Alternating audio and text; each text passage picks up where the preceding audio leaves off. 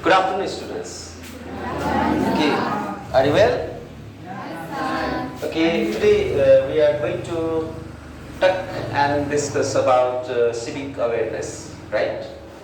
Civic awareness. First of all, we need to understand what is civic awareness. What do you understand by the term civic? What do you understand by the term civic? Civic means it is related to the citizen, right? It is related to the citizen. And similarly, awareness. What do you understand by the term awareness? Awareness means consciousness, knowing about something, getting information, right? Or getting informed, right? None about something. That is civic awareness. While combining these two words, we can understand civic awareness as the understanding, consciousness about the state affairs, especially state affairs. And especially, we are going to limit this. Civic awareness is a very vast topic, right? It's a really difficult topic, and it covers many things related to society, related to the state mechanism, related to the governing system of the country, a governing system of the nation.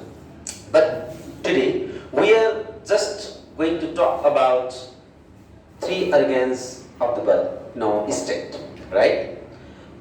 Governance is a ruling system of the nation, how the state rules the society, or how the government rules the society, right?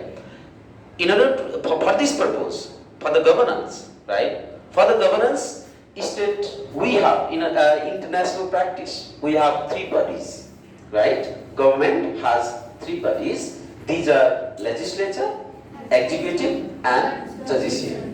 Legislature, executive, and judiciary. Legislature in Nepali called Vyavasthapika, and similarly, executive in Nepali called Karyapalika, and judiciary is called Nyayapalika in Nepali. You need to understand it at first. And then, what is legislature? We are going to talk about this. And you can see here, what is this? I have made a picture here, right?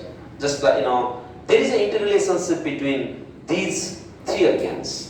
Without the function, without the relationship of these, each body, it is really difficult for the state to conduct its, daily affairs, right? And individually talking about these bodies, we will talk about legislature. What do you understand by the term legislature? Legislature is a law formulating body, right? Law formulating body. It means it makes law, right? It formulates law. It creates law, right? And what do you understand by law? Law means, of course, ruling, right? What should we do or what should not we do? That is what rule or law. Law has different definition, but we don't need it. Just now you need to understand it as law formulating body, right? In order to conduct the nation, we need to make law, right? That we can, let's say, constitution. We have already discussed about constitution. Constitution is also law, but it is the supreme law, and there are other rules as well, other law as well, right? Legislature makes law, right? Legislature makes law, and similarly, the law which is made and formulated by legislature is implemented by this body, right? Which is implemented by this body, executive. And similarly, another body, right? Another body of the government is judiciary, which interprets law, right? Which interprets law. Now, legislature formulates law, right? And executive implements law which is made by legislature, and similarly judiciary interprets law. If any confusions are found, right? If any confusions are found in the law, at this time, judiciary interprets it, right? And legislature, right? Legislature, can't interpret. Executive also can't interpret. That's why judiciary is there to interpret the law. If any confusions, if any disputes among these body, appears, right?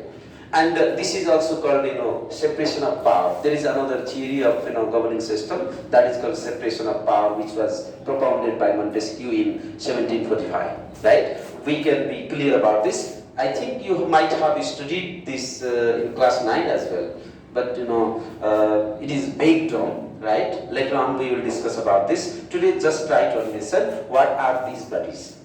Now, and let me talk about legislature. Legislature, are of two types, right? There are two types. One is unicameral, right? Another one is bicameral. Unicameral means ek sadanatmak, and bicameral means what? Dvi sadanatmak, right? Dvi sadanatmak means there are two bodies, right? There are two bodies of legislature, right? They are of two types. It means they have now, and in some of the countries, right? In some of the countries, only unicameral legislative system is there, and in some of the countries, there are bicameral legislative system is there, right? Especially our country, Nepal, is exercising bicameral legislative system, and you know well that the Constitution, interim Constitution of 2063, right? Interim Constitution of 2063 has, the provision of this one, unicameral assembly, right? Unicameral legislative system. There was only one house. That is also called what? Lower house and upper house. House of Representative and National Assembly, two houses. Okay, House of Representative and National Assembly. There are two. Especially in our country, Nepal, also House of Representative and National Assembly, there are two houses. They are also called lower house and upper house. That is called House of Representative is called lower house, and National Assembly is called upper house. Is it clear? Are you understanding? Okay.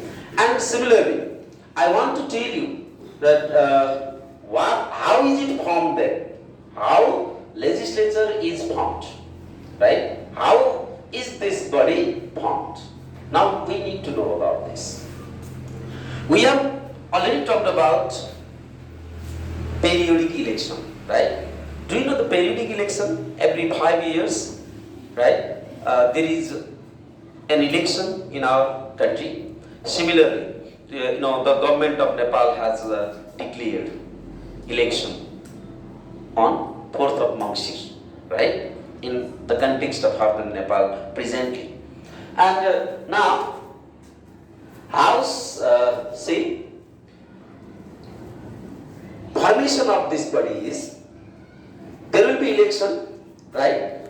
Especially our country, Nepal, has adopted two types of election, right? That is what?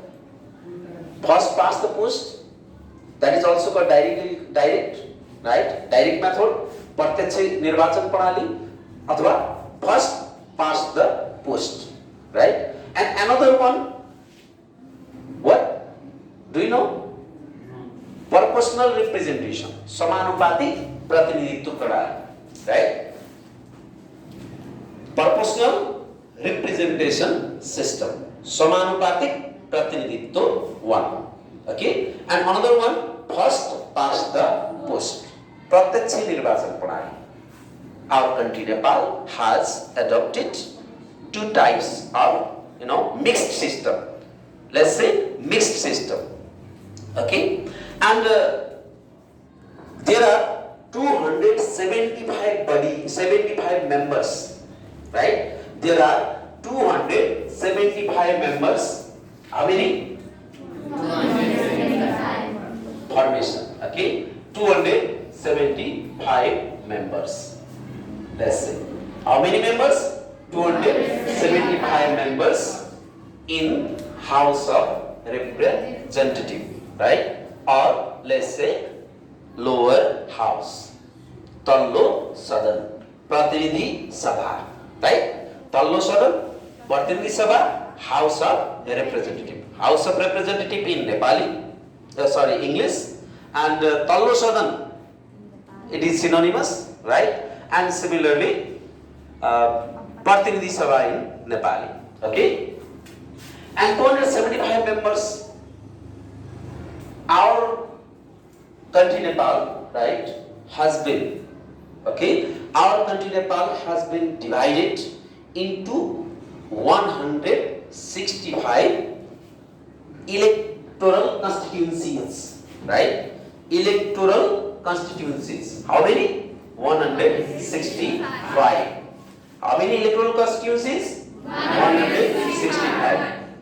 One representative from one electoral constituencies. It means that comes from first past the post election system.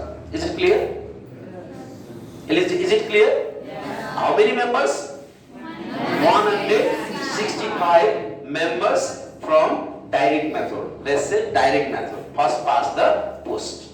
Is it clear? And 110. How many? 110 from PR. Oh, PR means proportional representation system. First, and this one, first past the post. FP. First past TP, right? First past the post. Is it clear? FP, TP. Is it clear? Yeah. Are you getting my point or not? So, altogether, how many? 275. Is it clear? Is it clear? 275 members. This is the formation. And among them, right? Among them, one will be the speaker, right? One will be the speaker. In Nepali, it is called what? Sabhamukh, right? One will be the speaker. And another one, deputy speaker, Upasabhamukh, right? One will be the speaker, and another one will be deputy speaker, right? And they are also appointed by the election, or you can say sometimes they will be nominated by the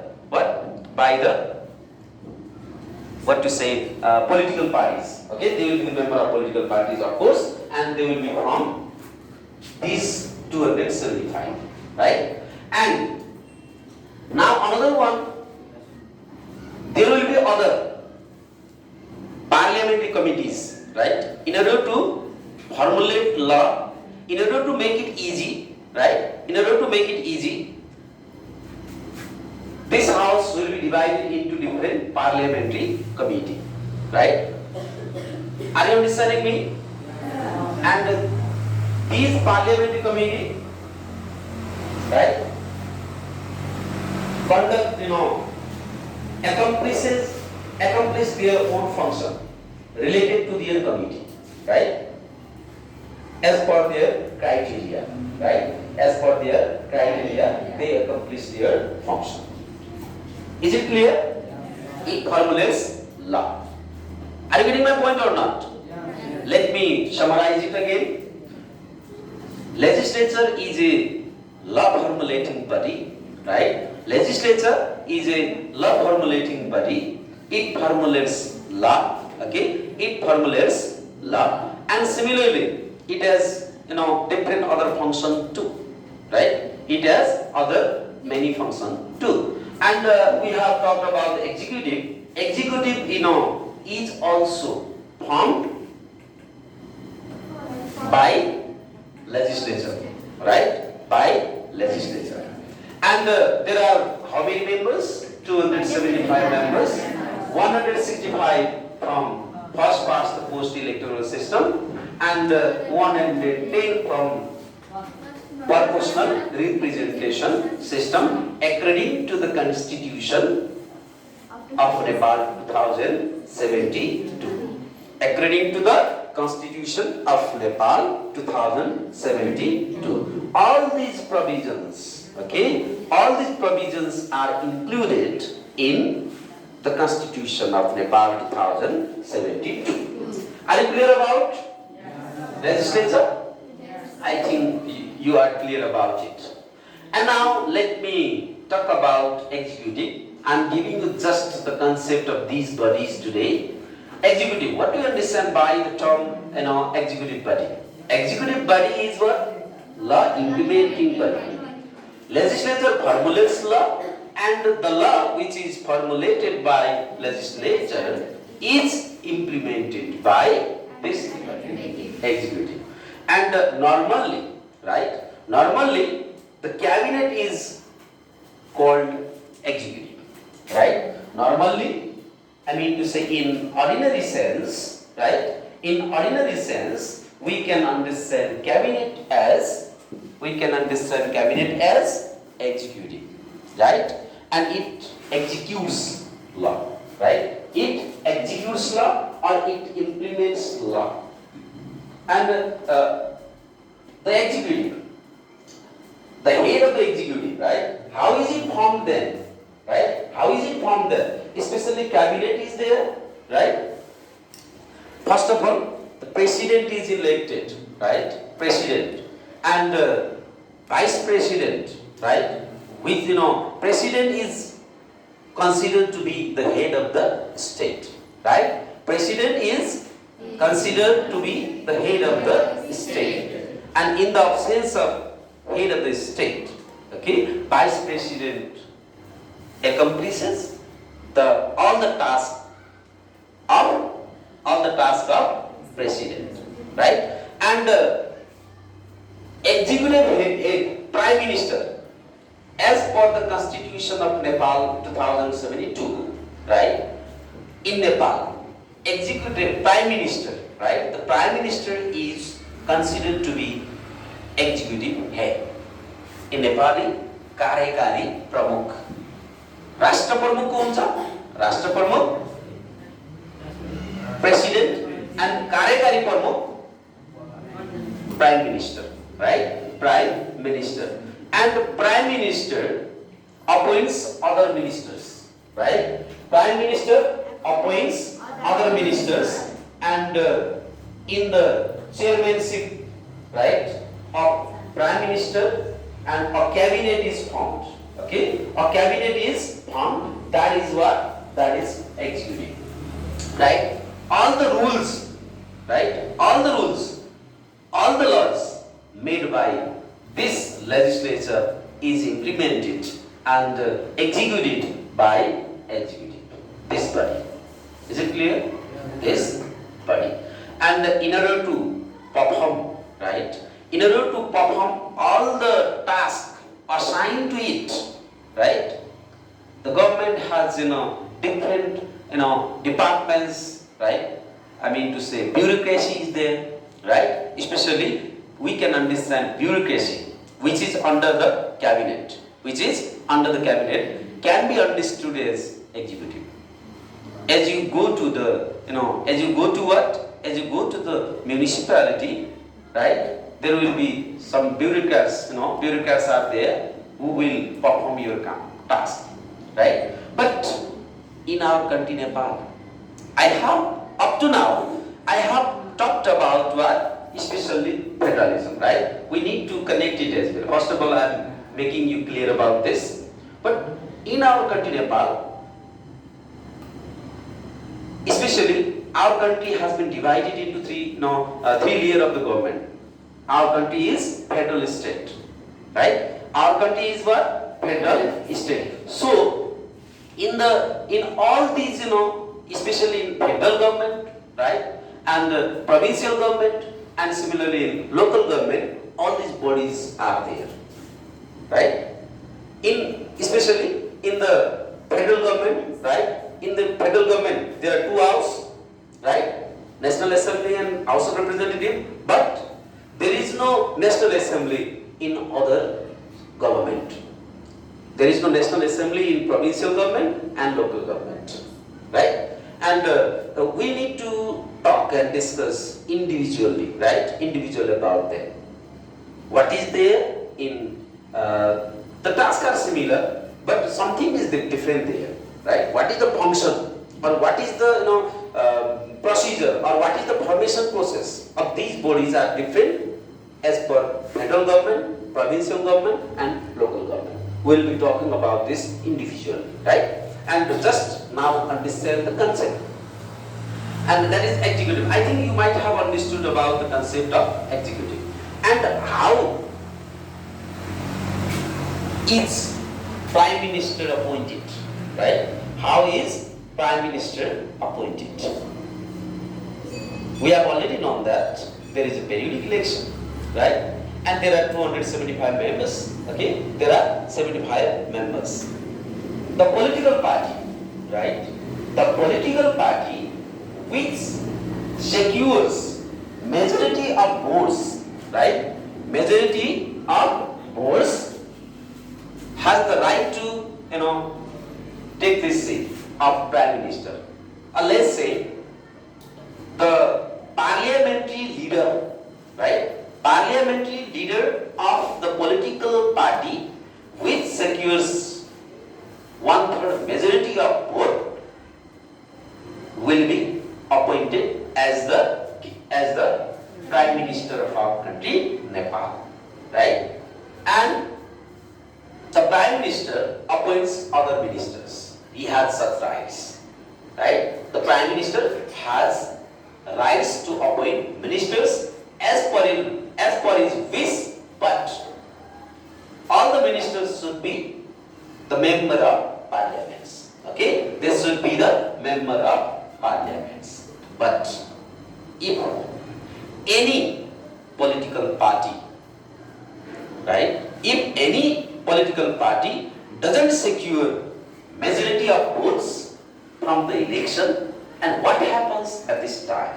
That is the question, right? What happens if any political party doesn't secure 1/3 majority? At this time, what will happen? At this time, the Prime Minister, and the President, right? The President calls the political parties to gather what? To gather what? Majority from other political parties with consensus, right? With consensus. If any political party, right, is able to gather majority of votes in the parliament, he will be appointed as the Prime Minister by the head of the state, President, right? Is it clear? And after the appointment of the Prime Minister, right, the Prime Minister should take vote of confidence from the member of parliament. Okay? He or she should get vote of confidence. Vishwas ko mat prapta garनुपर्छ within 30 days, right? Within a month. Is it clear? See, that's how executive is formed. And the judiciary is something different, right? It is what, especially judiciary is law interpreting body, right? If any confusions arises, right? If any confusions arises while implementing, right? While implementing what? Law, at this time, judiciary gives the final decision, right? Judiciary gives the final decision. It has two works especially. Okay? It interprets the law. Similarly, it has, and And how is it formed? You need to know that. You have already understood that. It interprets law, it describes law, right? And it gives final verdict relating to the law and ultimately, right? And how is it formed? There is, judicial council, right? Judicial council, and similarly, judicial service commission, right? Judicial service commission is there, and those people should be justices are appointed through their competencies, right? They should pass PSC, especially PSC examination, and there are certain procedures. It takes time to elaborate. We will talk about it differently, okay, and in another day. And that is all about legislature, executive, and judiciary. We have discussed about we have just introduced these bodies of organs, and we need to talk about them individually in another class. Are you satisfied? Yes. Okay. I want to. If any questions do you have, you can raise. Do you have any questions? No. Do you have any queries that you need to ask? You want to ask with me? Any confusions related to the concept of what legislature, executive, and judiciary, especially organs of the government?